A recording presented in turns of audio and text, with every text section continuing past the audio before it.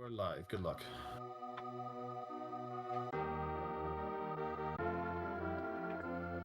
Good morning, good afternoon, or good evening, whichever suits you best, and welcome.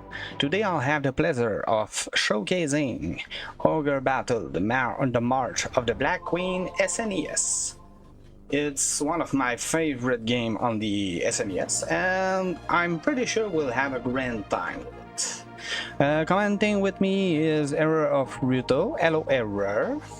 Hello. How's it going? Going fine. A little bit nervous to do this in front of that many people, but hopefully you will have a great time. So today we'll do a devil ending category, a little last minute change, but that's perfectly fine with me because that's a run that I practiced a lot of times earlier. So let's start this in 3, 2, 1, go.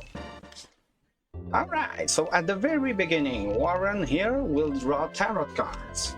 Those cards are made to determine which kind of opinion leader we will have. Yeah.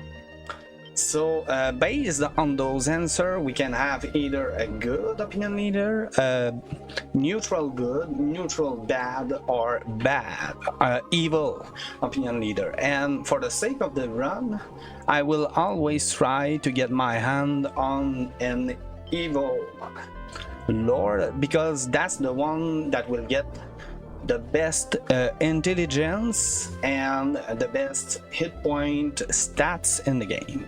So since we'll be using a lot of spells, intelligence will play a very big part. That being said, the game has a pretty obscure way of calculating those values, because even if I'm trying my best to answer bad, in a previous practice I ended up with a neutral good opinion leader. What does this change? Maybe a few things, but not all of them. Yeah, and these cards are based off of an RNG seed, so like they're not random card by card. You're getting a set based on what RNG seed you're on. So that can be manipulated, but that's a lot of extra work and a lot of resets if you mess something up. So in this case, it's just you find out which seed you're on and pick the optimal cards for the outcome that you're looking for. Exactly. Each of the cards that I've let me rephrase this. Each of the cards that Warren has actually drawn for me are into my deck, so I'll be able to use them in battle, and they will do an effect once I use them. They are based on the opinion leader stats, which means that any spell is actually based on my intelligence, and any skill that is based on strength is based on the current strength of my opinion leader. So that means eventually some skills will become obsolete simply because my stat will not be as high as, for example, the strength of said boss. So we'll be orienting the choice of card as best as we can. Hermit, that's a good one. Towards certain kind of spells and skills. So in this map, introduction map, you will be greeted by Warren, who's the boss, and basically what he tells you is Lance is hidden in this city, so go fetch him before you fight me. So if you try to fight Warren right before that, you will simply be pushed away and there will be no battle, kind of like a forced run. But thou must. Yeah, but thou must. So right now what I'm doing is sending my opinion leader to the temple, because once you liberate the temple, there is a chance you get an item. I'm also sending Lance right there, because as you can see, I got a buried treasure. Buried treasure is a random piece of gear that you can equip on any character. And we are looking for a specific items, especially any item that will give intelligence is most welcome. Ogre shield, that's useless. The reason why I said that's useless is because it's a very good defensive gear, but as the game goes on, defense will play a less and less an important part. So the damage reduction that you'll have will have much less of an impact than if, for example, you were having a very good weapon that has an element to your attack. Alright, so I set my strategy on weak simply because if you set yourself on weak, you will actually get a bonus damage done to every hit that actually lands. That was a perfect fight. Yeah, the trick to using target weak is that when there are multiple targets on the field, it's going to target whichever enemy has the lowest HP remaining. So it's very rarely going to go after like the thing that you want it to if you haven't put some work into it already. So we're going to start fights off on target leader, and then once that leader's HP drops down underneath the next lowest, we're gonna switch back to weak, and then everybody's gonna focus down the leader at that point, as long as they can reach it. Yep. I will answer something that Captain Esnes has just said. Ogre battle person of lordly caliber actually happens a little bit after March of the Black Queen, because you will get the protagonist as well as some key character from this game into person of lordly caliber, but they are not related. Alright, so right now what I'm doing is a little bit of army management. I'm trying to set up my opinion leaders unit so that it will be a boss killer unit with a high sky character in it. High sky basically will allow me to travel very fast and not be hindered by any type of terrain. It also has its limitation, like for example the Griffin there occupies 2 slots instead of only 1. So that can be a little bit problematic, but since it's a speed run, it does not matter much. We are especially using the speed and the tankiness, put that in quote, of the Griffin, so that everything goes fast and smooth. Meat Shield is a good boy. Alright, so in this map you will get plenty of information on how the game actually works. Each of the city and temple will say a certain message, and they will ask if you want to be repeated. So no thank you. I'm fairly I would say knowledgeable about this game, so I don't need to have all of the message repeated. So I'm buying a little bit of stuff, basic supplies, and then we'll be heading right in. So basically we'll be making some kind of zigzag to reach the boss as fast as possible. Yeah, and whenever we liberate a town, we're going to be drawing a tarot card. We're looking for some very specific ones for some fights, like for example the Fool card can be used to basically just remove everything but the leader of a group for one fight, which can come in handy if the leader's like covered up or it's just a dangerous fight in general. Then there's things like the World card, which is going to be immunity against spells, which is going to be required for a lot of the later fights that are against spellcasters.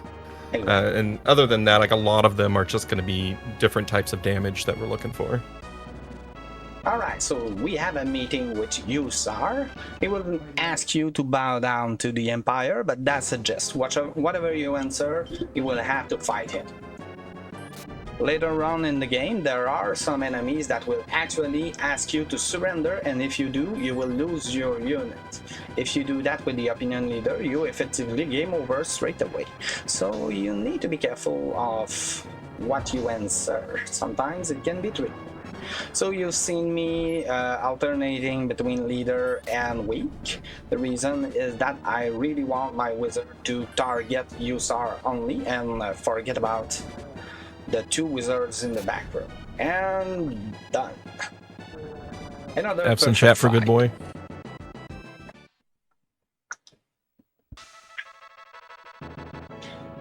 Each time you finish an area like that, you will get a treasury. That money is based on a few factors. One of those being the kind of opinion leader you have, the number of days you spend into the place, and the number of cities you have liberated. The more city you liberate, and the less time you spend into the place, the bigger the treasury you will get. That being said, everything is calculated in this run. For example, currently I'm holding 28,000 gold, and that is perfectly normal because I'm fairly sure that I forgot something into this city. That is why I'm revisiting this area. By the way, the game strongly implies that revisiting the area is a good idea. And if you take the time to go back and forth between every city, you will get trace of many subquests that you can undertake. Most of them being required for the best ending. Yeah, and there on that revisit, we got 30,000 extra goth, so we just, more than doubled what we were holding on to. Yeah, especially that early, that's very much welcome. Right, so we'll deploy Lance and send them to do a little bit of shopping right there. This is a key area in the game. This is where you can recruit both Canopus and Gilbert. They are required for the best ending. To do so, you'll need to unlock a subquest. By liberating the city, you will first meet Canopus, which is hidden in a city in the northwest. And after that, you need to get your hands on the Wings of Liberty. Alas, for this kind of run, we will not recruit Canopus. That's a shame because he's a very good winged character, so he's a low sky unit and he has very good strength, and in the back row he can use Thunderbolt, which is always a very nice skill to have. Got our hand on a Peridat sword. That's a nice weapon. It will give ice attack to my Griffin. Oh, and I have the Benkade left. I prefer having the Peridat over the Benkade because if I recall correctly, I may be wrong on that, don't quote me please. Benkade is holy while Peridat is ice. And there are more enemies that are actually weak to ice than holy early on. Alright. Gilbert is a beastman. Of course, he has decent stat, but all in all considered, it is not a very strong opponent, being especially weak to fire. So that is why my magician will do quick work of them. Good job. Yeah, so Beastmasters are an interesting class because, like, on their own, they're just not very good. But what they do is they power up beasts that are in the group with you. So if you build a group around them, it can be pretty cool. But like on their own, it's just like this is just a really bad warrior. Yep. Beastman goes into Beastmaster as an evolution. After that, if you have the Stone of Dragos, you can transform, I think, a Beastmaster into a Dragoner, which is the same kind of character, but this time dedicated to dragons. And lastly, this Dragoner can become a Dragon Master. The two last are especially good class, but special class. You cannot have them normally. You need to get your hand on a Stone of Dragos, which is something that you can get through subquest, or sometimes if you finish a battle eliminating an entire unit, you might be lucky and end up with an item. And the array of items you can get after a battle is pretty huge. Alright, so we are here in Lake Jensenia. This is a funny area for two reasons. First of all, the boss here is a particular kind of enemy. He will get stronger if you meet him at night, being a werewolf. Second, he also... I completely forgot what I was about to say, but Something about the rune axe? Go ahead. Was it something about the rune axe? The rune axe is actually helpful, but that's not something we actively seek. The temple that we liberate for the rune axe is required for the best ending, but other than that, the rune axe is a very nice weapon. Ever. So whatever you answer, Sirius will actually offer to join you. You can answer yes or no, and whatever you say, it will simply say to come at night. The reason is that at night he's... Oh, I placed myself a little bit too low. That is fine. Because we won't be fighting much enemy, only in very few occasions where I'll do a bit of additional grinding, but other than that, we will mostly focus on the boss. Yeah, so what Northrex was mentioning about coming back at night is the boss is a little bit stronger at night than he is during the day. Oh yeah.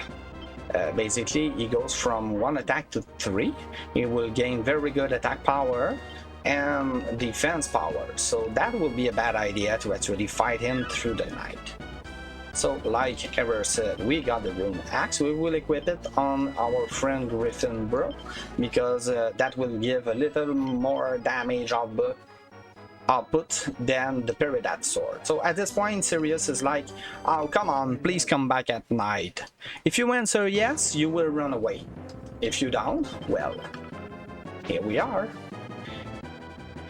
So I'll see if I have a way to neuter the Amazon. They are not... no, I don't. Okay, that's fine. They are not dangerous, but they are very annoying, because the two at the front row will attack once, and the two at the back row will attack twice. So that takes a little bit longer. Usually you want to have either Hierophant or... Ooh, that's very good damage from my opinion. That was a good hit. He's angry today. Alright. So usually you want either to have Hierophant or... there we go, good job. Or a full card to get rid of everybody but the Lord, the enemy boss, sorry.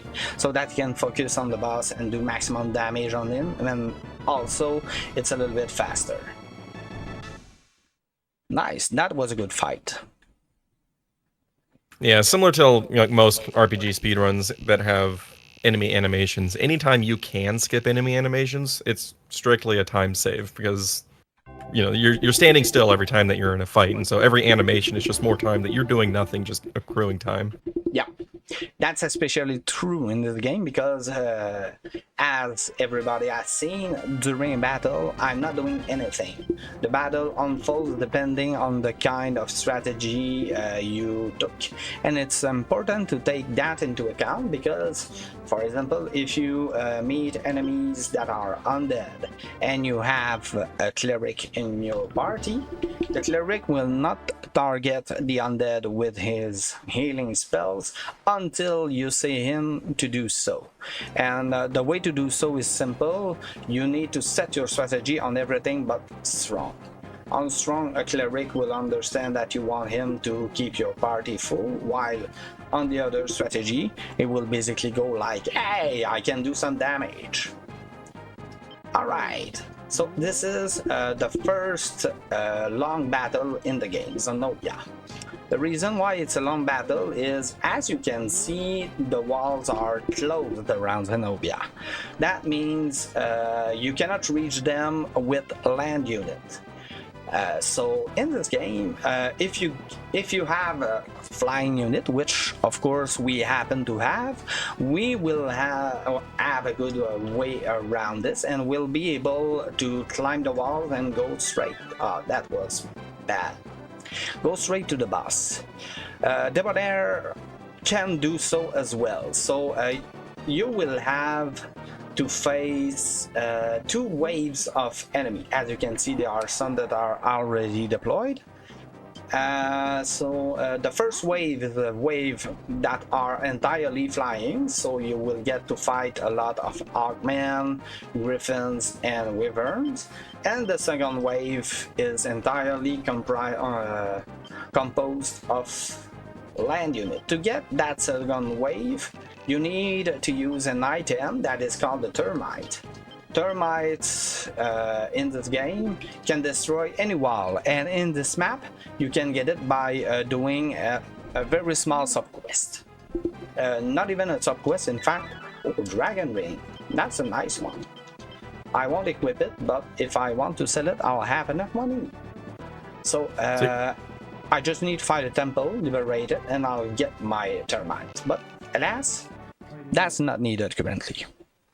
What I don't think gets enough attention is that there are termites that eat stone walls here, and that is terrifying. Okay. Let's see how it goes. I should have used a few jokers before going into battle. That's fine. Alright, so I'll pumping an Emperor. That will give an additional attack to my party. That's actually a time loss, because that means the battle will drag a little bit longer. I'm doing that only because Warren missed. Why? Because I'm on weak. Alright, so I'll throw in an Hermit.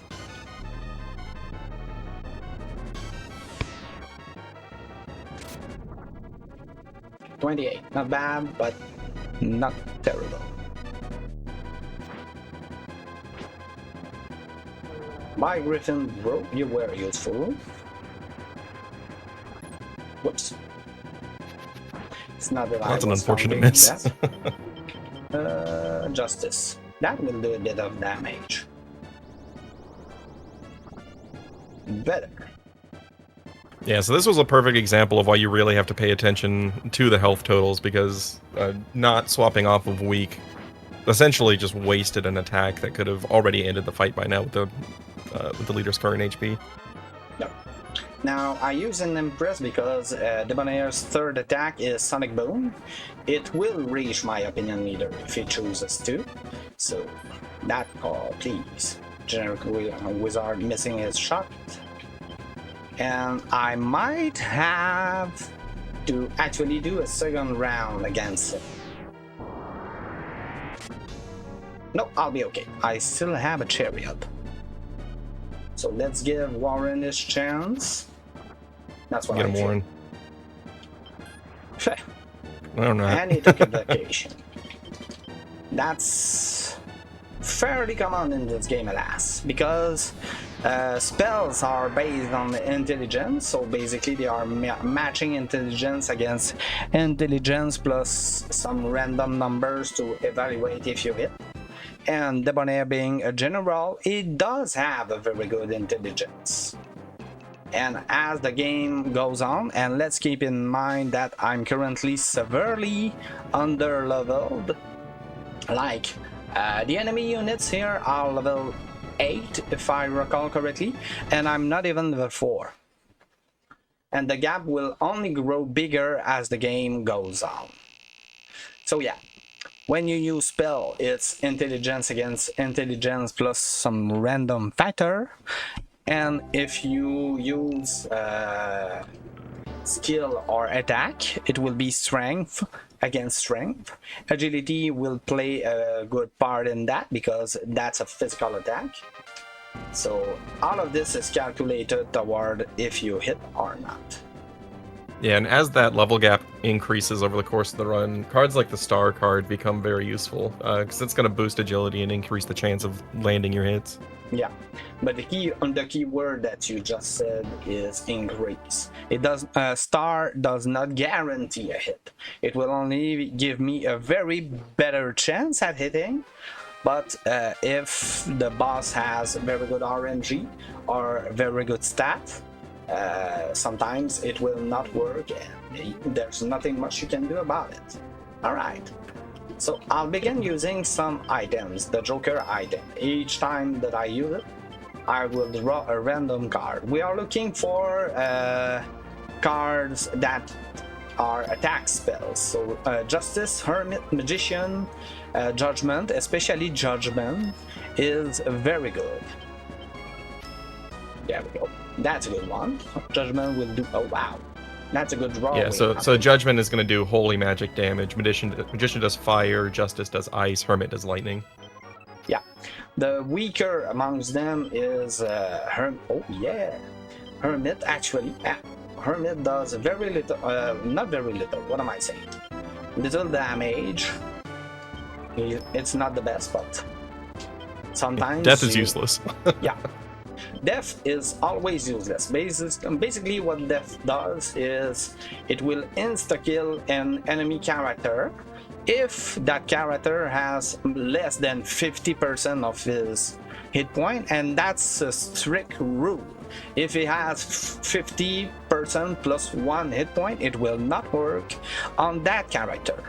Also, it will never work against the enemy leader of the area. So basically, it's like, okay, why do you have that card? Well, full tarot deck wouldn't be complete without some bad card. Yeah, there's like niche uses where it could be useful, like where if you didn't switch your tactics in time and you've got some extra enemy units that are below 50%, and it's like you could get rid of those, but that's rarely going to happen. And if you're playing properly, it's never going to happen. Alright, so we have recruited Aisha. She's a monk.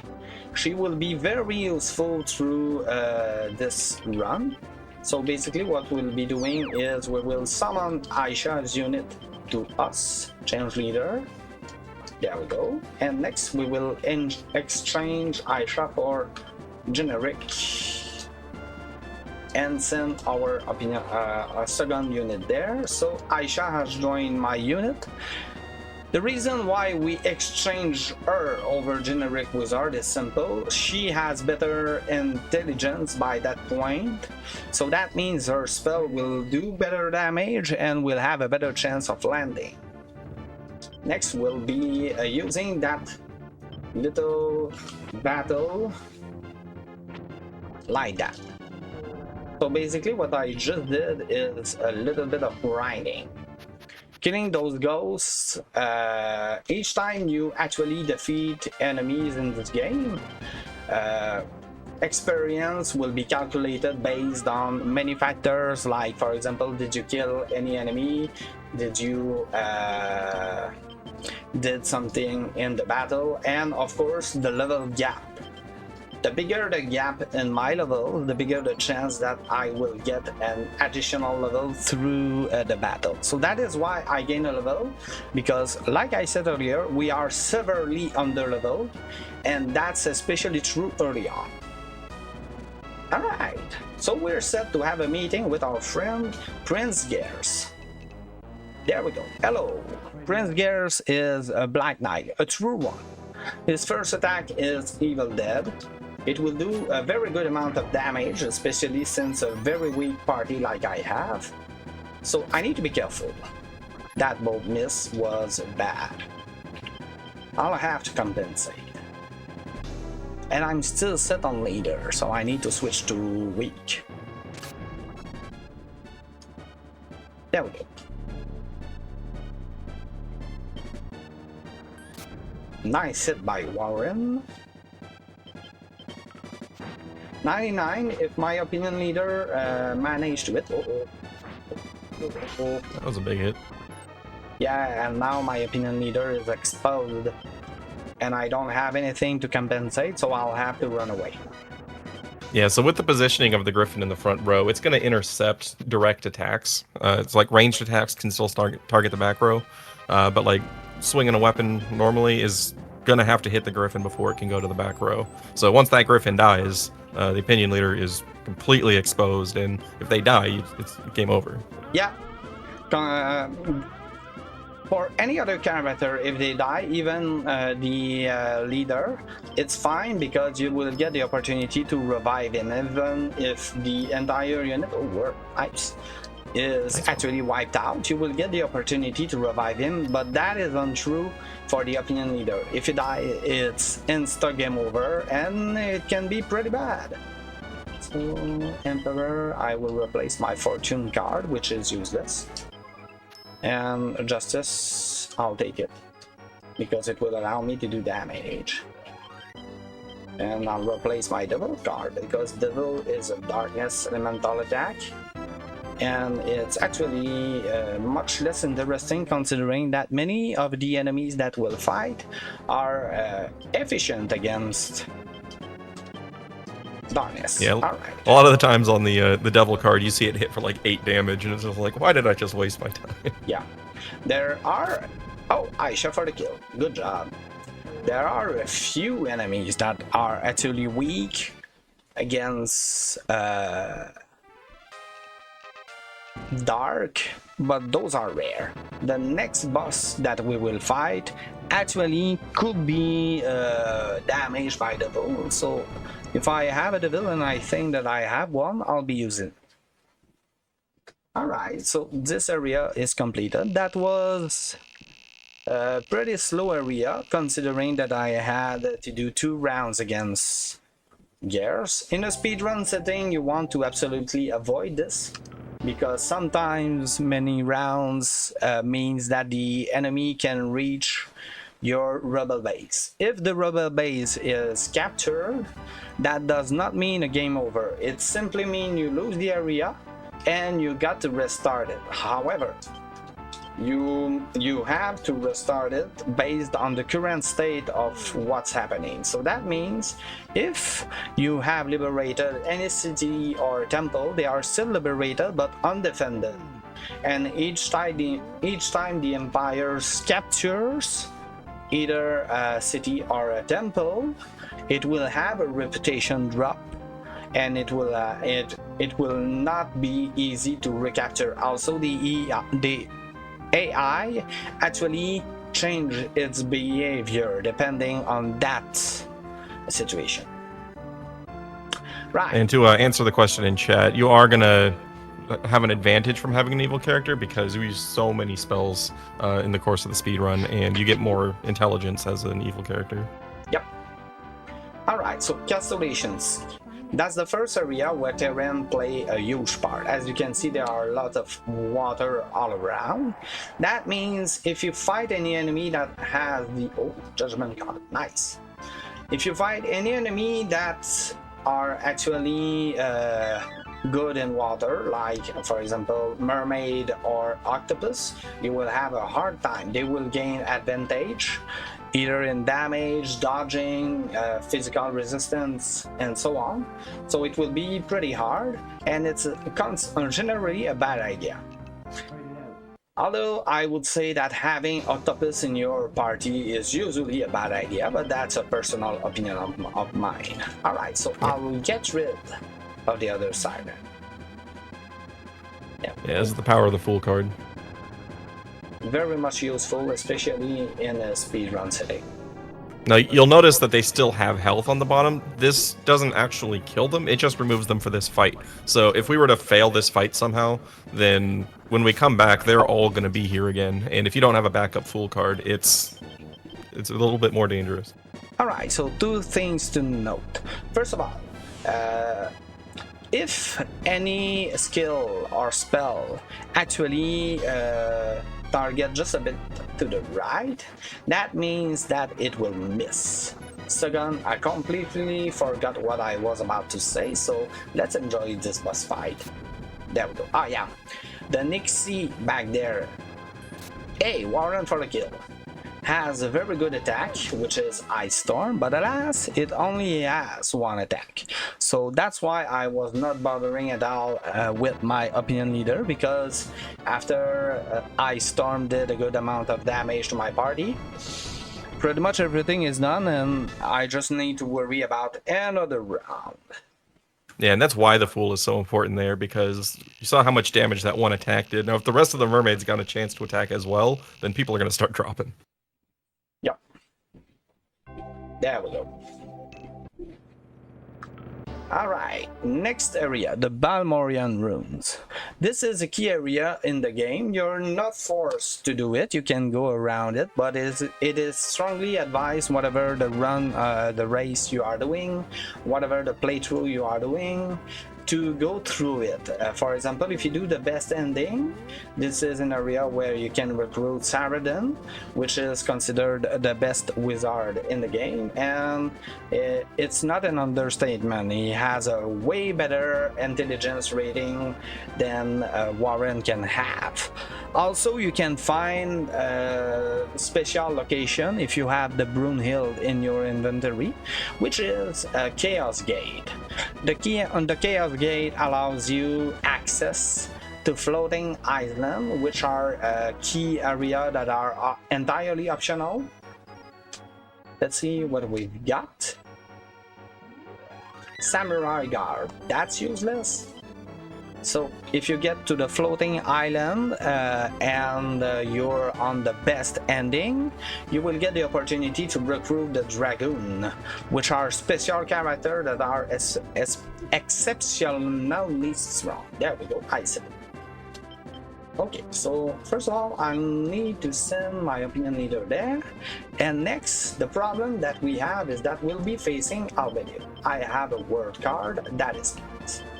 Albedo is a duel master. As such, he has access to the acid spell, which is already troublesome because it's an AoE Earth Elemental that do a good amount of damage. And the other thing that is annoying with that is that, let me just replace Hierophant, there we go.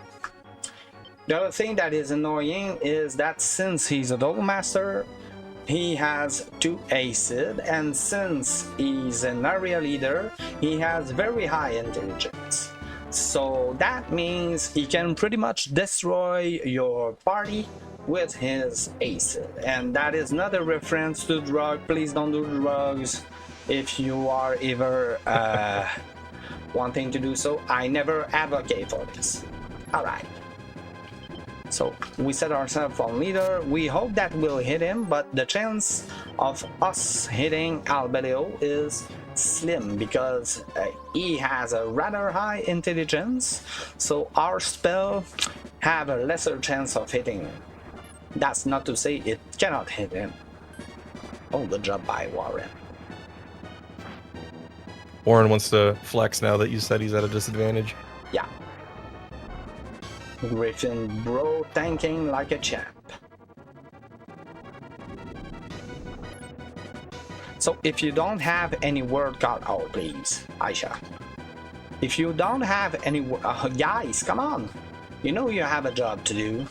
I use 1 Emperor, so I could be okay.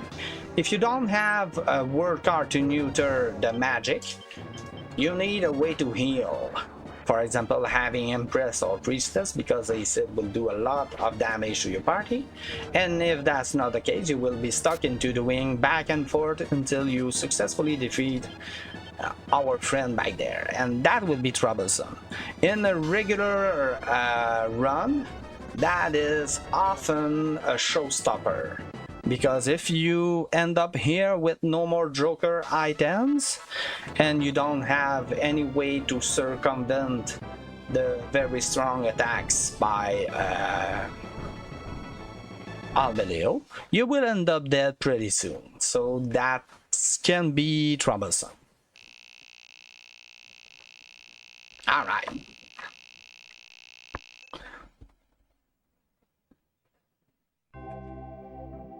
There we go. Next area, very important area, the city of Malano. As you can see, the name of the scene is the prince.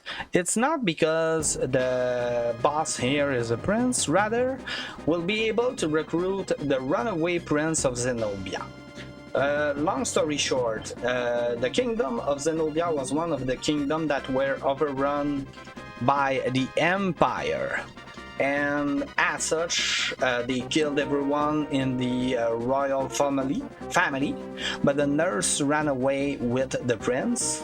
He grew up and he became a pretty strong general, and he's hidden into this city. The way to recruit him is simple. You need to bring your opinion leader to this exact city, and you need to have your reputation up to at least the 2/3 right here, and also have a key item. It can be either the Brunhild, which we have, or the key or destiny. This key is the key item that you can get if you revisit the Zenobia map, which we alas did not do, but that does not matter because we still have the requisite to recruit Tristan.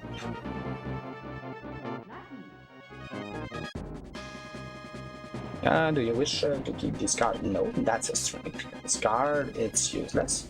So you have to answer yes. If you answer no, you will never recruit Tristan. Once again, that would be a bad idea because it's pretty strong. And now I think I made a little mistake that will have almost no impact on the playthrough. Well, what'd you do? I missed it. Instead of buying 3 summons, I bought only 2. So that means once we recruit Yushich, I will not be able to summon her. Yeah, that's what I feared. I used it too early. Hey! Alright. So we'll have to do what every speedrunner loves to do, which is improvise. Improvise! Yay! So what I did is, I used my summon too early.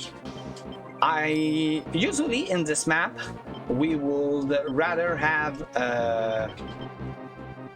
wait a second, no, I'm not throwing a magician. I'll need every firepower that I want. There we go. Usually in this map you want to have Tristan and do back and forth so that you kill Baron Apros pretty quickly. Now as you can see, that's not the case. Does that mean we're dead? Not at all. That just means we'll have to dish a lot of damage pretty fast to get rid of it. And that is where you will see the beauty of the tarot cards. Meteor will do damage, of course. I need to heal. Luckily, I have an Impress card. I still only see coughing when that meteor hits. I'm hit by a gigantic virus. Well, let's do Magician. 40 is actually not bad. I could use a Judgment, but I'm hoarding those. They will be extremely useful by the end of the game, so that's why I don't really want to use. Yeah, getting those early is nice because it cuts down on the time that you're going to sit cycling through Jokers later on because you already got some of the stuff that we want for the late game. And then if we need them in a pinch, they're there. At 37, he's in death range. That being said, we do need our characters to actually do their job. Phantom will do a lot of damage, that is fine. Ah, Aisha, please. Oh, guess I'll have one to of these do will something. hit. Yeah? So one of these has to hit eventually. Oh wait, no, this is March of the Black Queen. Nothing ever has to hit. At least it's not Final Fantasy Tactics. Alright, so we won anyway. So what I'll be doing is do a little bit of army management that I would have done instead in this map, which is to transfer Tristan into our unit in place of Warren, and we'll be good. Right, so first of all, army management. Need to remove Warren. Thank you, old mage, you've done your job. And we will dismantle Tristan's unit, because why not? And add him to our unit. Next, he's right there, sitting alone. There we go. Next, we'll equip the Brunhild on him. Yeah, Warren gets to enjoy his retirement now. Yeah. Next, I need to go back. I think it's here. Yeah, okay. I'll be going back here. That's only because of my little mistake. Only to buy an additional mass summons. Because once you recruit Yushich, you want her into your party. She's very strong. Yeah, and you can't move characters between units unless they're like right on top of each other. Mass summons. There we go. We can proceed. Next area is Diaspora. So basically what we are doing is a step backward. The reason why we do so is to do a little setup that we will eventually be doing for the devil ending. In this area, you have several objectives, so that is a key area. There we go. The reason why it is a key area is that you need to liberate a lot of cities and temples that you can eventually go back if you do the best ending. These areas will give you additional what are those already? The zodiac stones. There you go, which are required for the best ending. And also the boss here is Norn. She's a shaman, much like Aisha, but she's also Debonaire's lover. So as such, you want to have her. Oh, I forgot a little something. Do you wish to play a card? Always. Tower. Yeah. Tower is a quick attack based on the strength of my opinion leader. So as you can guess, it's not very much useful. Next we go here, and I'm very sure that I won't have the time, but I'll do it anyway. There we go. Just gotta believe. Run fast. Yeah, but in terms of position, my opinion leader is actually in better position than Lance, so I'm pretty sure he'll get there before him. Alright, so Norn being a shaman, a healer, you want to fight her at night, because in this game, night actually give you a disadvantage if you are a holy character, which in this case is very true. Alright, if we're lucky, Aisha will finish this before she heals. That's not the case. Or not. Yeah. So we'll have also, to don't get used to Ianuki landing. It's not reliable. It's a really good attack, but it loves to miss. Yes and no. I'll have to disagree with you on that, because Diaspora is actually an easier place than we were earlier. So that I meant over the course of the game, yeah. not here. Ianuki is very unreliable, and the nickname of Tristan is actually missed. You can fairly guess why. Oh, I still have a holy weapon equipped on Griffin. That's why it's so little damage. Right, so we got the special line of dialogue with Debonair, and we have a very high reputation. But as you can see, I did not bother to save Norn. What a tragedy, so alas, we executed her. I apologize to anybody who has a very soft spot in their heart for Norn. She's a very good healer, and she's a key character to recruit Debonair eventually, but alas, this time we will not do so. Hey, there we go. Calby Peninsula. Yeah, I'm sorry, Brian 80s. Really. In the best ending, usually you recruit her. She's very good, and you end up replacing Aisha with Norn because she has better intelligence. That's life. Alright. As you can see, a lot of the area here is wide. The reason is pretty simple. This is an area that is entirely covered in snow. This is another area where terrain plays a very big part. If you have a character in your unit that favorizes snow, like for example Ice Dragon, Ice Giant, and there may be others, they will gain an advantage. That means they will move a little bit faster, have better stats overall, and so on. But the disadvantage is that most of the time those characters are very specialized, and that means in other types of terrain they will actually be in a disadvantage. Let me just Move. No, we'll be fine. I was afraid that we would cross path with that It was angel. very close. Yeah.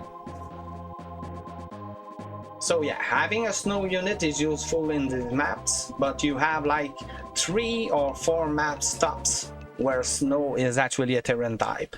Other than that, if you end up using, for example, a snow unit in a desert, that would be a very bad idea. Alright, so you see the kind of strategy that I was supposed to use against Baron Atros. Since Tristan is pretty strong and he has fairly good stat, he's very much likely to go first, hit. So basically we are doing hit and run against the enemies. Just like that.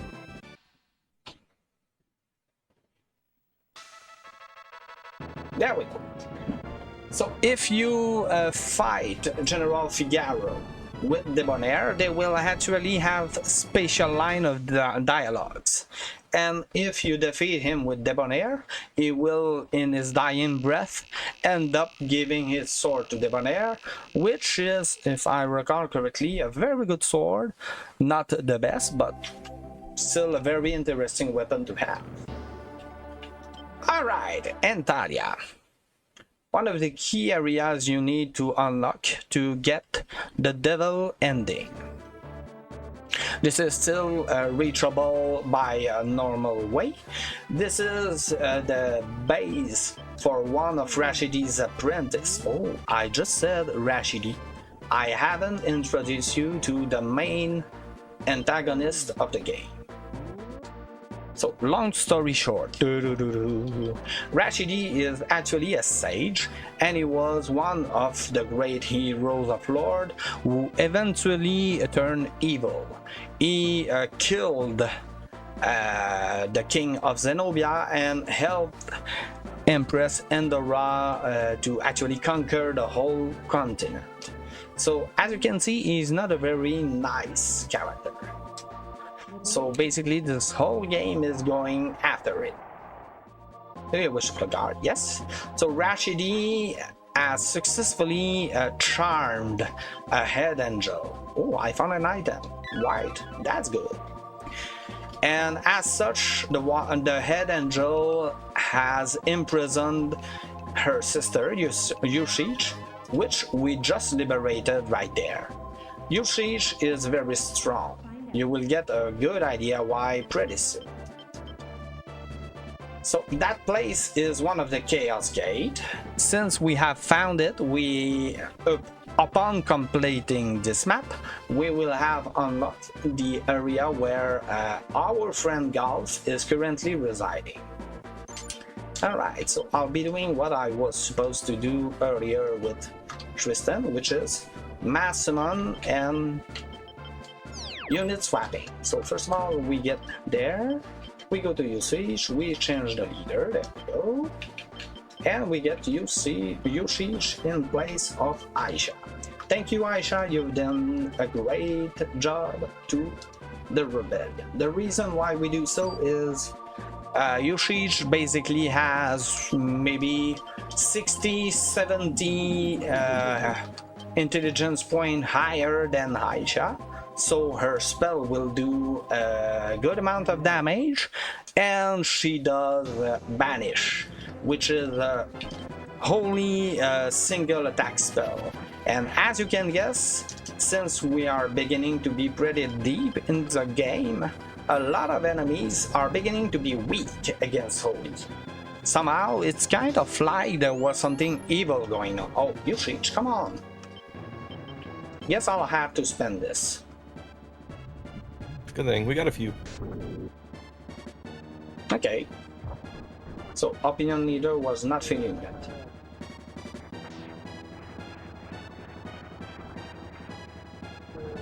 And somehow we managed to kill Omicron.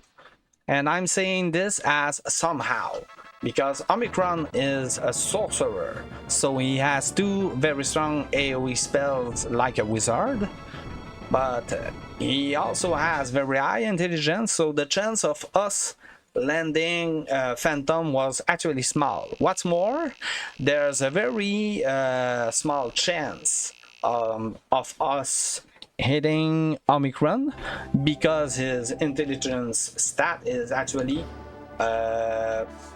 pretty high. Alright, now that this small detour is done, let's go back on regular scheduling. Yes, you're right, wrong. That's usually the case.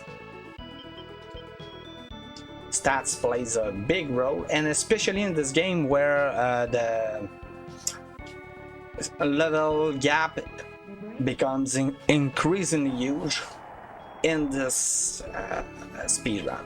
Alright, oh. Nice. Yeah. Instant replacement. Yeah, I got my judgment refunded. Alright, so we'll buy a few hour meals. 5, that will be enough. And we'll dump all of our money on jokers. There we go. I'm not afraid. So we'll do that. First of all, we set Tristan in the front row because we'll be using... Ooh. Okay, yeah.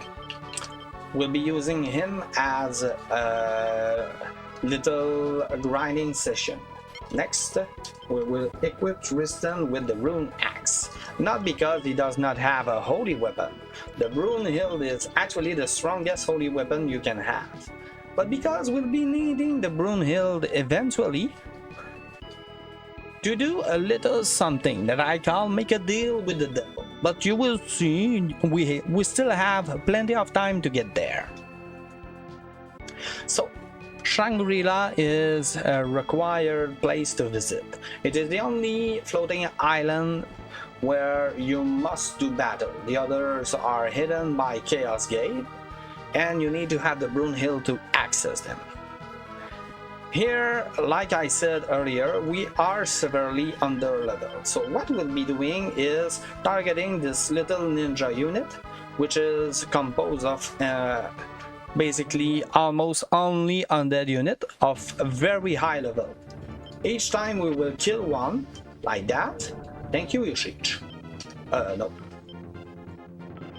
We retreat, and as you can see, we gain a level. That is because the level gap between the character that we've killed and the opinion leader / Griffin bro is so high that it will give them enough experience to gain a level.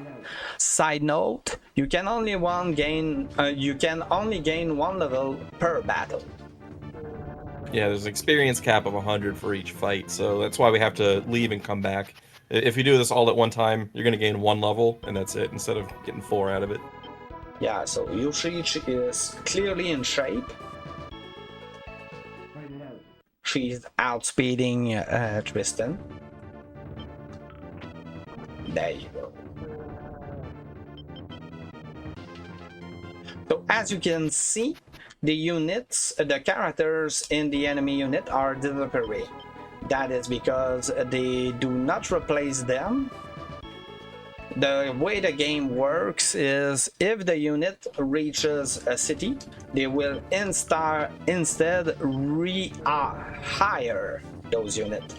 So that means they can get other kind of the same unit with totally random stats. There we go. So little grinding session done, and now we have a meeting with a friend that we've seen a few minutes ago. You will be familiar with him. Everybody's favorite enemy. Yeah. Oh, hey, that's Prince Gears. He was hiding there. He got away last time? No. But Gears, effectively his levels has scaled, but the rest has not followed as well. So yes, his Evil Dead will still do damage, but he will be a much more easier opponent than he was on the island. Good job. And okay, I just wait. Yoshich will finish this on her turn. Hey, that was a good hit.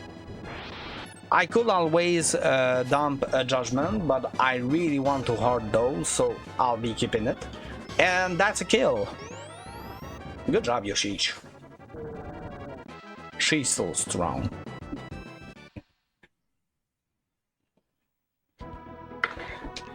Alright, so if you have Norn in your party at that point, Debonair will show up being tangled in chain and you'll get the opportunity to recruit him. He's a general, much like Tristan is, but he's the better general. He has better strength, intelligence, and 3 slash on the front row and Sonic Slash in the back row. Sonic Slash is a physical that will reach anybody on the field, and not like Yanuki, it will actually not hurt Tristan. So that's very good general to have in your party. But usually we will only have him into the best ending route. In any other route we don't necessarily have it, but that is because a short while ago the category for this game were pretty simple. You had any, you had 100%, and you had fire seed.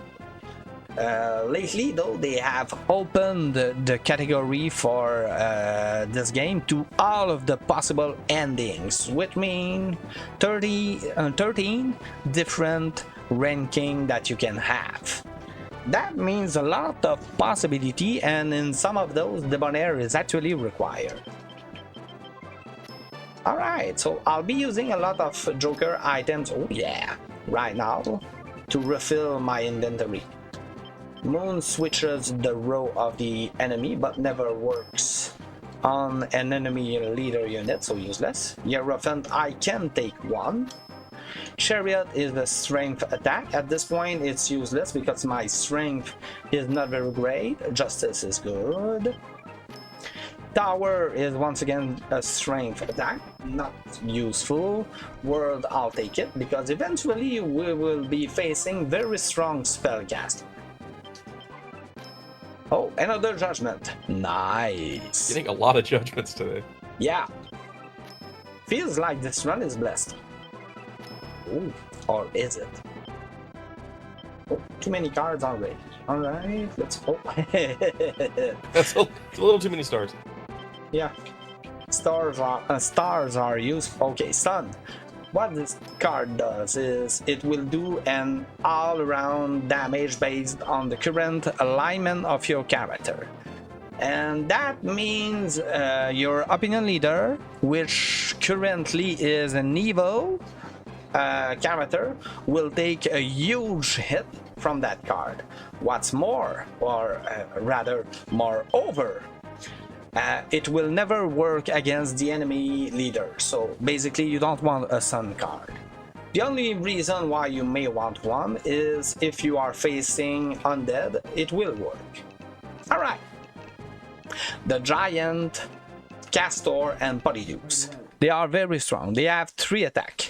One of them being physical, one of them being an AoE, and the last one being Gemini attack, in where they will switch position and insta-kill any character that they target. Ah, what?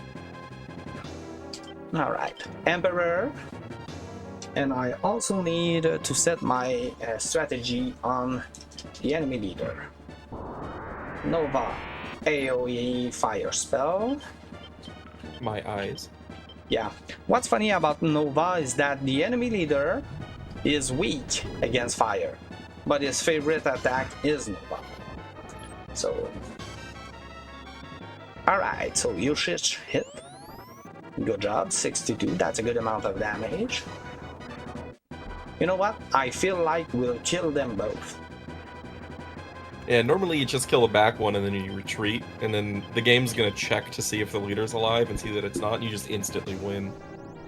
Yeah, but in this case, the front one has... Yeah, that works. No bug needed. like Error said, this particular battle only has a special thing to it. If they do Gemini attack, the giant will switch position and the one in the front row will become the leader. That is why if you kill the leader in this area, the battle is not complete until you run away or the battle is finished, because there's a possibility that the leader switch position and then it will revive the other one. So what the game intends you to do is kill them both at the same time, but we cheat that. We usually only kill the leader and then run away, and then the game will actively try to find this leader. The leader is dead, so GG, you won. Alright, Dalmud Desert. Once again, that is an area that is specialized. Any kind of the full car was very useful here. Any kind of snow or it's only snow, but whatever. In the desert you will move a little bit slower, and the enemies that are actually prone to the desert, there are not many, will gain an advantage. Here we'll be fighting a ninja master, which is a little bit particular. Let me just check. I have many full. No, I can get rid of a Hierophant card. There we go. And we're good. So we'll be facing Proshan. This guy has the highest agility in the game, and as such he will be very hard to hit with a physical. So what we'll be doing is switch over the general's position. So Tristan will become at the front row, so instead of having 3 chances of hitting Proshan, he will have confusion. Instead of having only 1 chances, he will have 3. There we go, that makes more sense. What's more, or moreover, I love that word. He said the thing. Yeah, he said the thing. Hey, look, it's Pierre. So Proshan, being a ninja master, he's weak to holy, so we'll use a judgment right after we get rid of all the ninjas with a full card.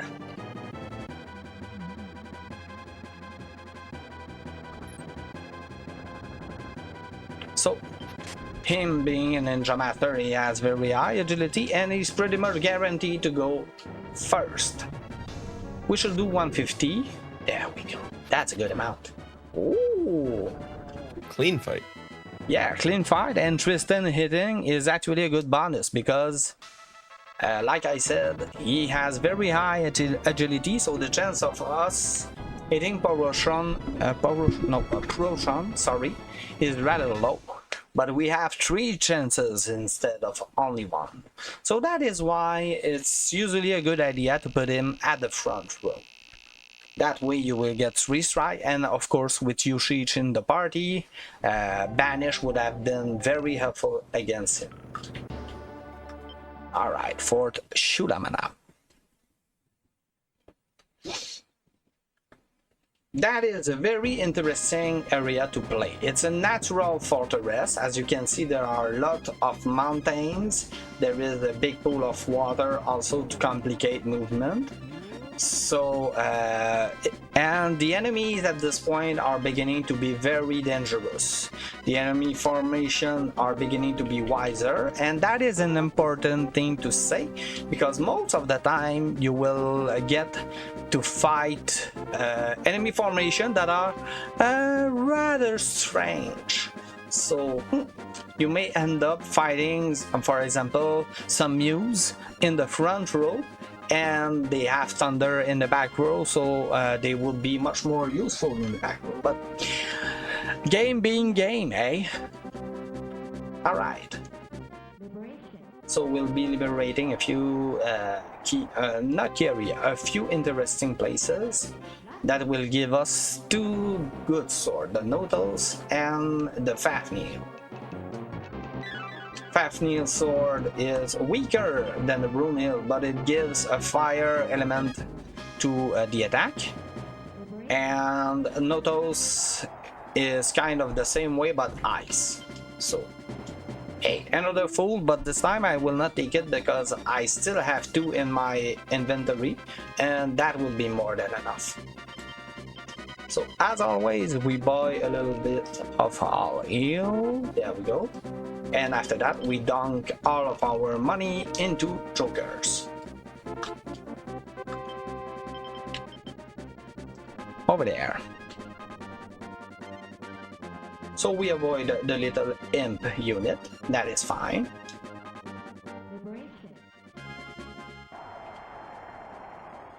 Do you wish to put a guard? Always. Tower. Meh.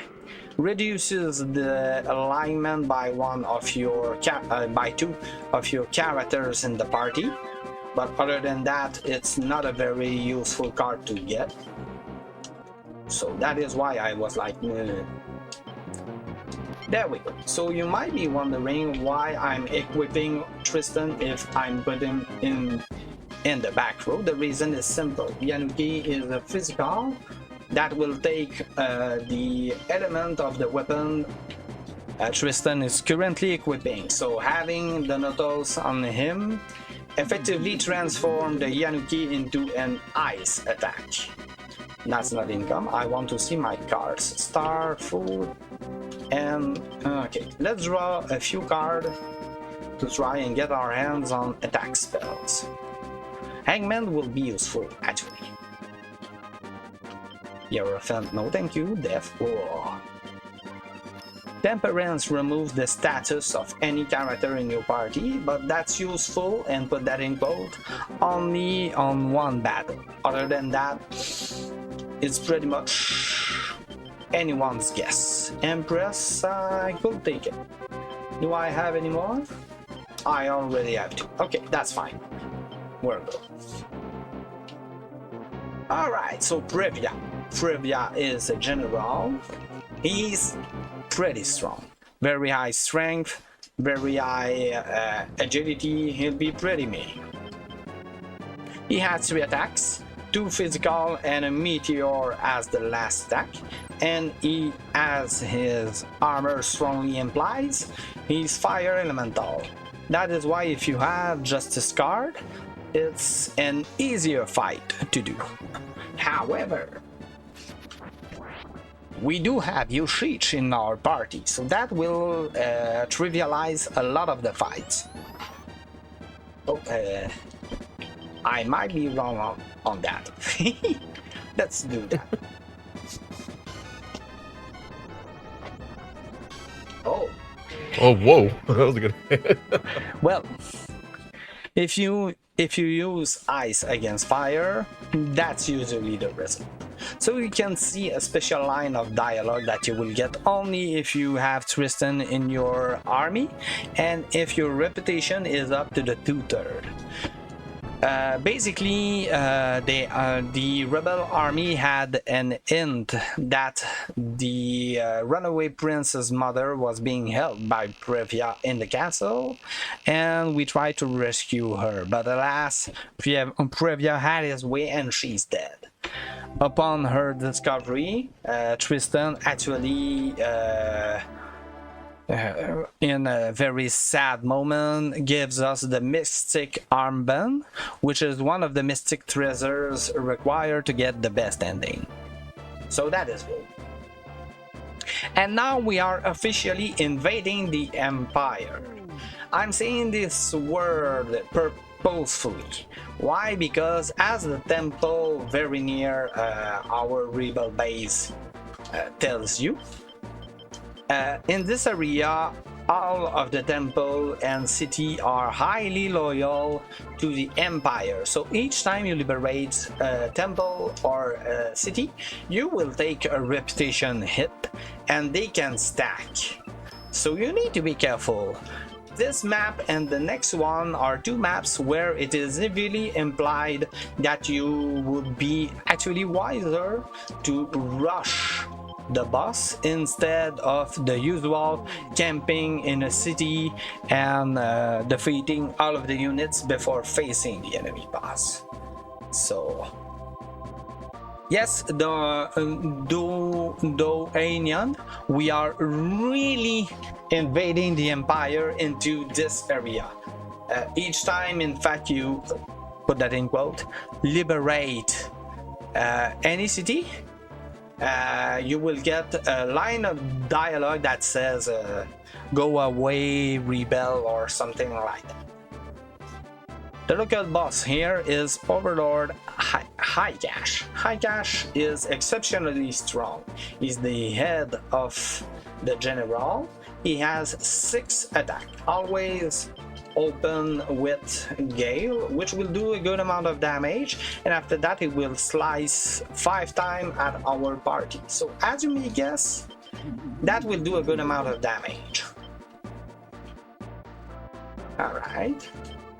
Now that we're set, we have a meeting scheduled with Overlord Highcash, and I really love this battle because he looks very cool. He has a very cool sprite. Let's have a closer look. Yeah, if I could pick one character sprite from this game to like have a statuette of, it's absolutely this guy. Yeah. Holding his sword in his left hand. I love the black and gold. Good job, Tristan. Okay. Give you an Emperor. So, like I said, Highcash will open up with Gale. The skill and not the is it? No, that's the spell. Sorry. Oh, Phantom it in. That's good. Banish will miss. That's what I feared. Not a huge problem though. We use an Emperor card, so. And he's pretty strong. Alright, so normally he's in range for usage and she hit. But I feel like we needed a Griffin death counter. Yeah, but he's a high alignment character, so that is why Banish did not do a lot of damage. Now you may be thinking that the Empire, they are all evil. No. To quote Edgar from Final Fantasy VI, the Empire is evil, but not all of its inhabitants are. So Highcash is very loyal to the idea that he made himself about the Empire and to his queen, and that is why we had to face him and defeat him. What's more, he's the father of Rowney. So if you end up with the character that you can recruit way earlier in the game and face Highcash, she will beg him to abandon his defense and will say that he cannot because of his pride and his role as an overlord. So that's very noble of you. Alright. This area is really fun if you play it casually, for many reasons. First of all, it's once again a natural fortress, but it's also the place where we will meet a very familiar friend. We have friends in this game. Oh, yes, we have. Alright, so let me just check it out. We have 2 worlds, a lot of judgment, hermit. Okay, so I can draw a few items and see what we have. Devil at this point is useless. Even if it's a spell, it's a dark spells, and all of the enemy bosses that we'll be fighting are evil, so that won't do a lot of damage. No more death cards, please. Yeah. So I see that chat is trying to influence me into running Dragon Warrior 4. Now let me tell you, that's a game that I run occasionally, but I won't start a run right now. Although we are trying to do something very fun, but I won't talk about it now. I'm sure it wouldn't impact the schedule at all. Okay, so I send lands, but not in the good direction. There we go. That's here. We'll be liberating this city right here because we'll be going back shortly right after the Virginia. So as as you can guess, we are invading. Stop saying please, chat. It will not happen on this stream, at least. All right. So as you can guess, we'll be fighting the Empire. So we are in the heart of the Empire, and as such, we'll be fighting the Black Queen herself. Endora. Endora is a spellcaster, despite being a queen, and as such, she has access to all of the AoE spells in the game. If you don't have a word card, you're in for some troubles. Now we are lucky, we have to. Not to say that everything is planned, but... Alright, so we'll be doing a very short riding with this wizard right there. Hello. Exactly for the same reason that we are doing so earlier. Good job. I feel like this game has the most ethically acceptable grinding because you're killing things that are already dead. Yep. If you don't attack undead with a holy weapon or holy spell, in fact, you will be always swinging into the void. So that is why having a cleric, an angel, or a holy weapon is usually a good idea. No, I will not equip the rune hilt because I need it in my inventory, but I will give the rune axe, which is a holy weapon, to Tristan.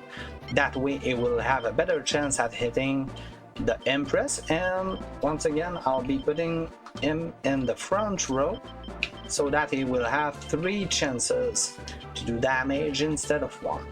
Lastly, we use a sunshine. Since the Black Queen is evil, we are good.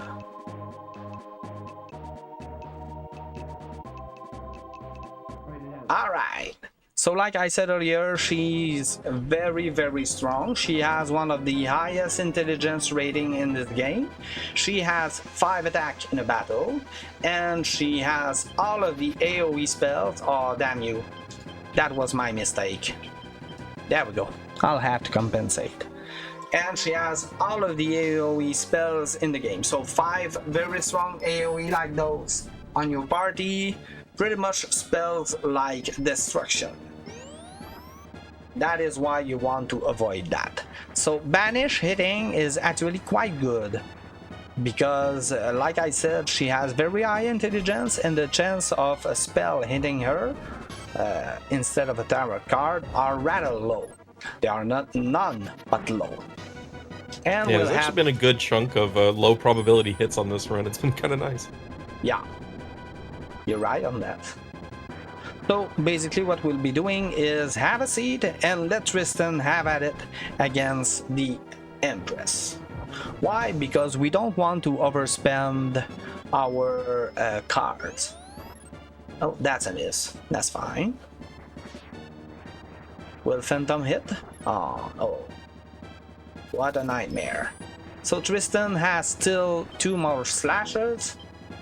And we'll be using our Hermit to speed things up just a little bit.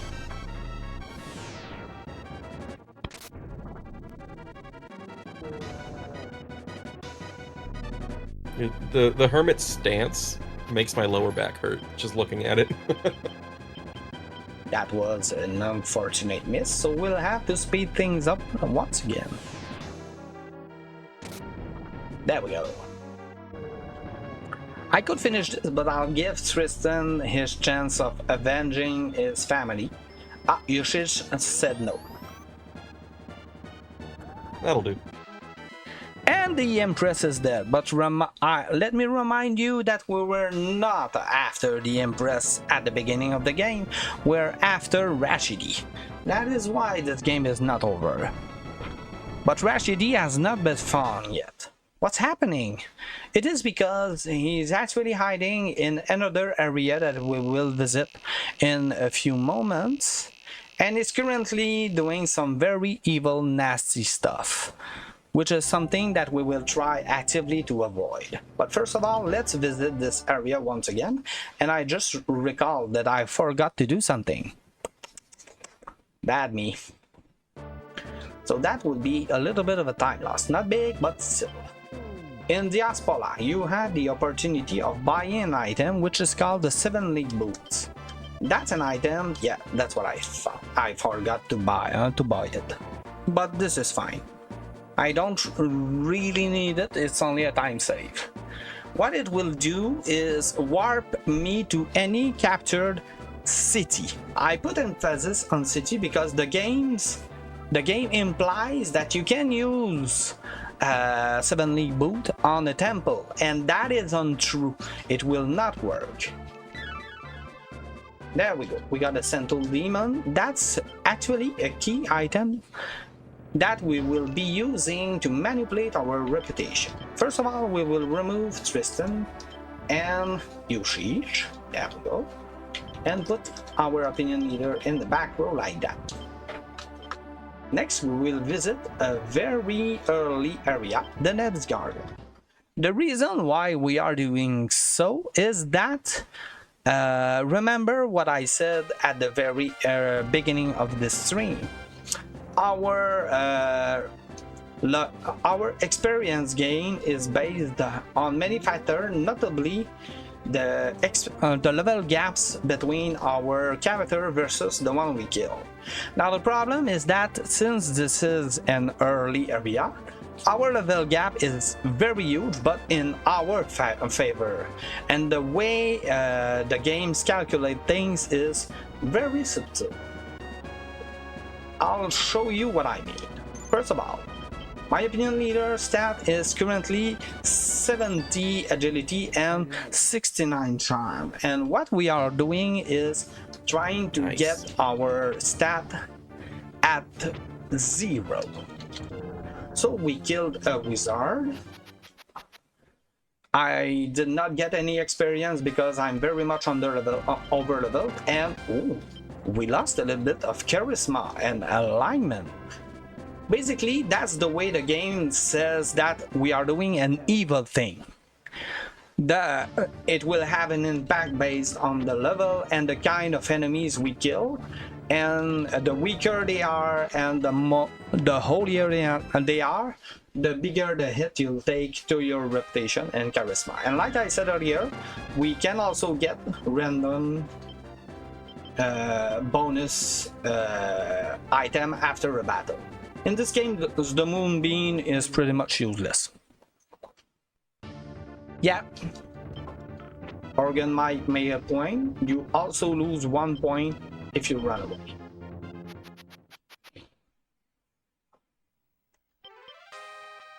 Ooh. Yeah, it's a really interesting mechanic, and also something that's really hard to work your way around if you don't fully understand the inner workings of the game. Yeah. But just beating up on the little guy is kind of frowned upon.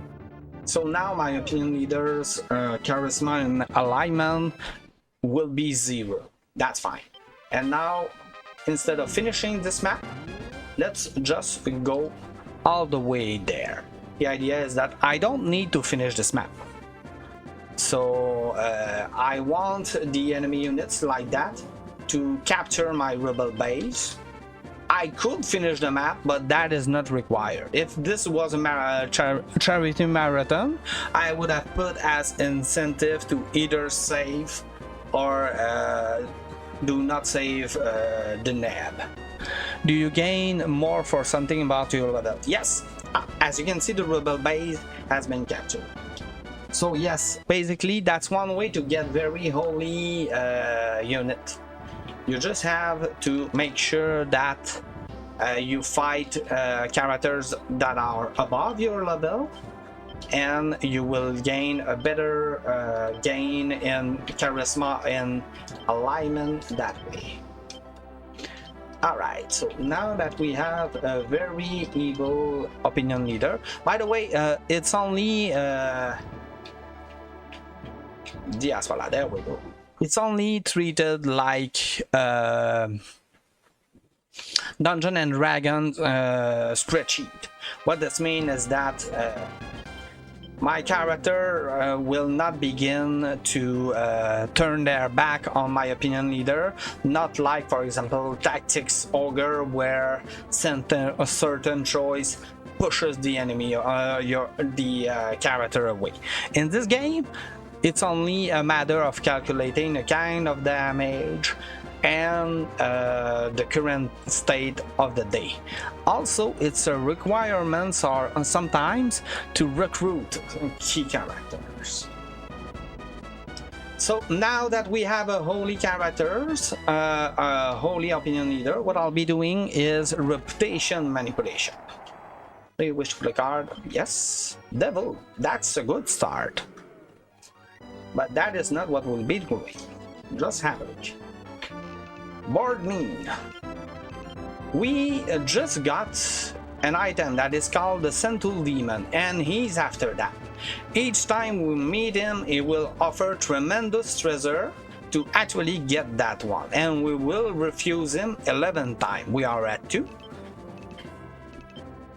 And as you can see, this will have an impact on my reputation meter. The idea is that I need to get it to the 2/3. I think we are at 4. Yeah, and you can see the reputation meter is on the right side underneath the time of day and the money. 5. Yeah, that's not like Ogre Battle Person of Lordly Caliber, for example. Where you just don't get to 6. know until you're done. Yeah. Well, you have a basic idea because some characters in the game will give you a hint, but that's about it. 7.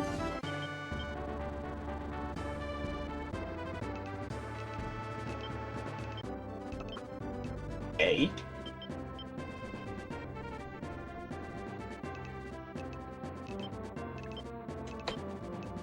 9. By the way, for those who may wonder, I'm actually playing on original hardware. 10. And one last time for the road. There we go. We should be good. We will make a safety save just in case. And we'll go to this little area down there. And then jail. That is the prison for a very particular character in the game, Golf. Golf is one of the demons that took part actively into the Ogre Battle of Lore. So the gods imprisoned him into this area. But as we liberate this area, we learned that Rashidi actually visited earlier and he made a pact with Golf. Basically, it's like, work with us and I'll grant you freedom and power. Of course, Rashidi is lying and Golf knows it, but given the choice between eternal imprisonment and actually killing stuff, he chose the latter. And I can understand him somehow. So in a good playthrough, this is not at all a required area. You gain nothing by getting here, but we'll be doing something shortly that may have an impact on the rest of the game. We will see soon enough. First of all, hello Golf. He's a demon. A demon has a natively meteor in the back row, but he has only one of those, so that makes him a little bit weak. And even if his intelligence is rather high and his agility as well, all in all considered, that is not a very hard battle. So we'll just wait for Yoshish to finish. There we go. And we won. And that's it. But wait, there's more. He has a change of heart, and he offers to join us if we give him the Brunhild. I mean, why not? Seems like a good deal to me. Yeah, me too. What would be the problem with that? The very sword the gods has given humankind to try and save them. The only item that can effectively unlock Chaos Gate. And that is very important because even in Tactics Ogre, you may note that it's actually the only item that can unlock the Chaos Gate. So, what could go wrong? Yeah, exactly, Ventifer. Who uses sword anyway? We have a rune axe. That's way better. Alright. What would you rather have, a sword or a demon friend? That's an interesting take. Alright, for safety purpose, I will send Lens here, but I'm fairly sure that will be okay. What could go wrong with giving the God Sword to the devil they sealed away, right? Golf himself is not a very punny character, he is pretty strong. Oh, by the way, you cannot try to remove the Brunhild from Golf. If you check his status, he does not have a weapon equipped. So, once again, I'm sure everything is fine. Don't worry about it. Let's focus on the current state of affairs. We are here to find Rashidi. As we are learning very fast, he's hiding in Temple Shalina, and he's up to a very horrible. Oh, nice. I'll keep it because I'm not sure how many I have left. Boy, I'll heal. Once again, 5 of those. That's a good number. And then every jokers I can afford. 52, that's good. There we go. Now we just need to avoid all of the enemy units. This map is very special. Why? Because usually you have 2 samples of the enemy formation that you can fight, but in this map you have 255 of each unit formation for a whopping 2,295 battle that you can wage here. That makes for a very long time, as you can guess, so another area where it is strongly implied that you should not waste your time. Alright, Empress, I'll take it, but... Justice, there we go. I'm looking for attack spell as always. So when's the all battles percent run? Empress, no thank you. Star, yes. Justice, I'll take it, although I do have many stars, eh? Yeah, 2, that's too much. And I have 1 double card that I can swap around. I'll take my time because we'll soon be facing a boss rush. And having many spells will be interesting. So replacing my devil, which is now useless. There we go. So now boss rush time, and we'll be facing... Hey, that's an old friend. That is the original Gears. So maybe if this time around we kill him, we will actually get rid of him. That would be interesting. Hey look, it's Gears. Yeah, but we don't recruit him. That's a shame though. He is very strong. Evil Dead does a decent amount of damage, but what's to fear is his physicals. Using an Empress because why not? But we'll have to do a little bit of damage because I don't have an Emperor. Phantom can do a bit of damage. 7, okay. Let's just say that I haven't said anything. There we go. 45. The main firepower here are Tristan, he missed, and Yushish. Her banish will do a decent amount of damage. He's in range of death.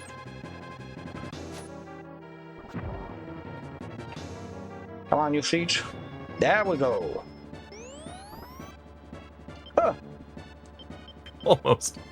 Yeah. He just need a little nudge.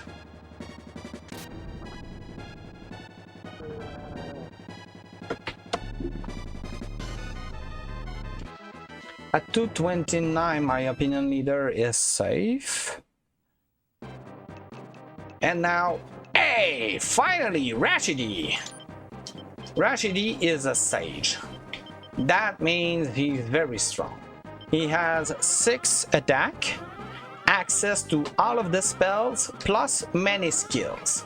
So it is strongly advised to have at least one world card with you, which we have, plus a way to heal yourself, because as I said, he has also access to skills which can bypass your magic shield. I picked the Chariot card because he's a spellcaster. And because he's a spellcaster, that means his strength is not extremely high. So Chariot will be able to do a little bit of damage there. Do I have a fool? No? Okay, that's fine. Star? That was a mistake. I needed to put my shield up, so Rashidi will do owies like that. So world and I'll throw Empress right after to alleviate this. It's a minor inconvenience, right?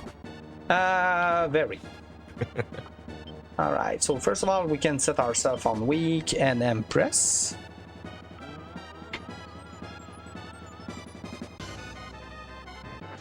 Phantom will probably only hit the 2 in the front. Oh, okay. Big 1 damage, I like it. Stupid. Okay, I guess we'll have to push him a little bit further. We have, let's use the Chariot cards.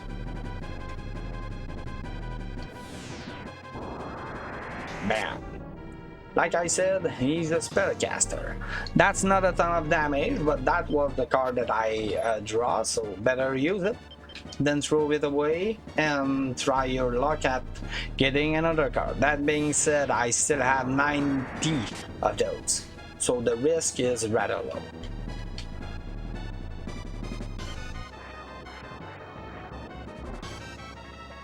Alright, Griffin Bro is helping.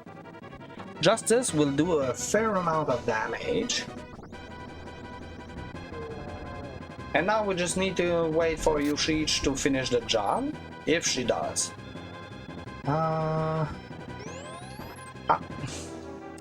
That's a shame. Justice once again.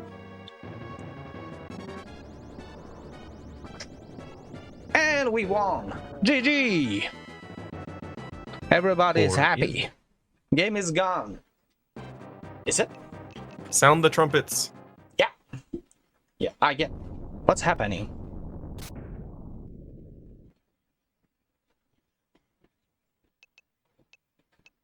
Oh, darn. Haha, you were bamboozled, chat.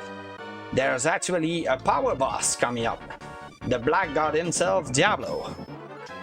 Fool is useless at this point. I'm looking for healing spell and especially Emperor. At this point, Emperor will be very useful.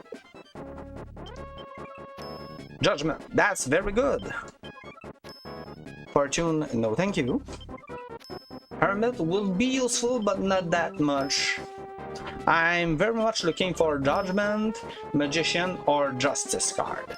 All of the other are basically useless. Especially the Devil. As you can guess, the Black God Diablo is pretty strong. I did a run where I used the sun at this point. That was a big mistake. You don't do that. Don't do that ever. Chariot, no thank you. Ah, Magician. There we go. Now that's a good spell. Devil, no. Priestess will heal all of my characters for 50. Fool is no more useful.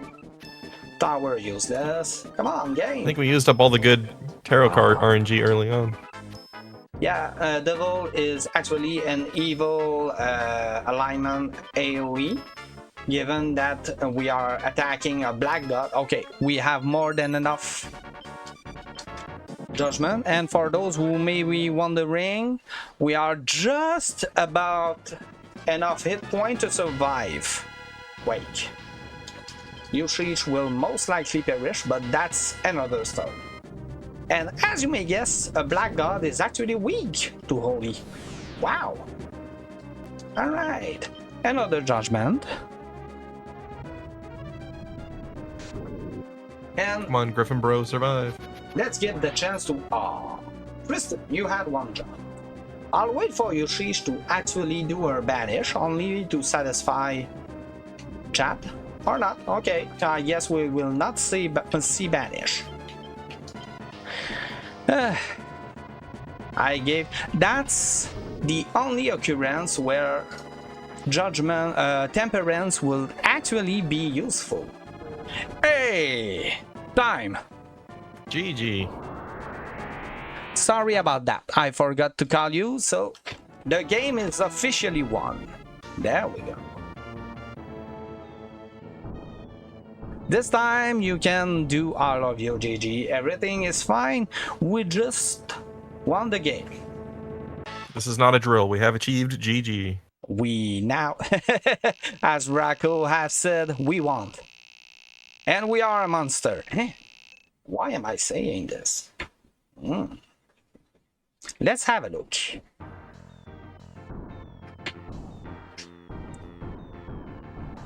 I mean, we didn't do anything questionable along the way, right? Never. I will never do that. The new kingdom of Zenobia. The restored kingdom. So, Golf, you've done well.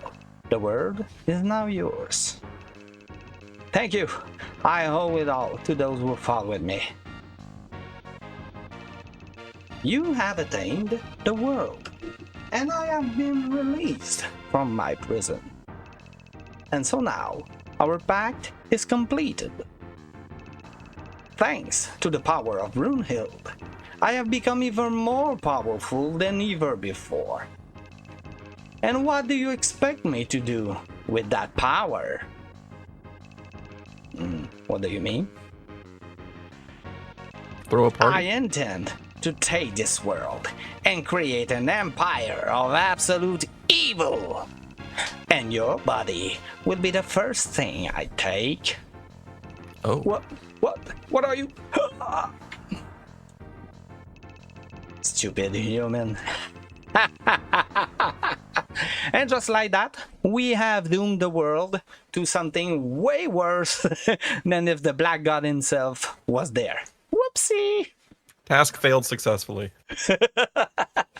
And that's it. That's the game for you. There are 13 endings to this game. Alright. Thank you very much, everybody, for seeing this playthrough. It has been a very fun playthrough. Thank you, Error, for being here. No problem at all. Yeah. Yes, Yago. There are 13 endings. You can check them out on the net. It's fairly okay.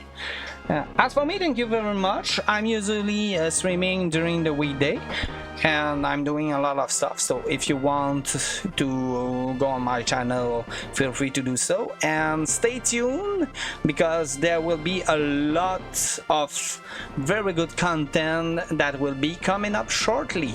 Thank you very much, and have a great day.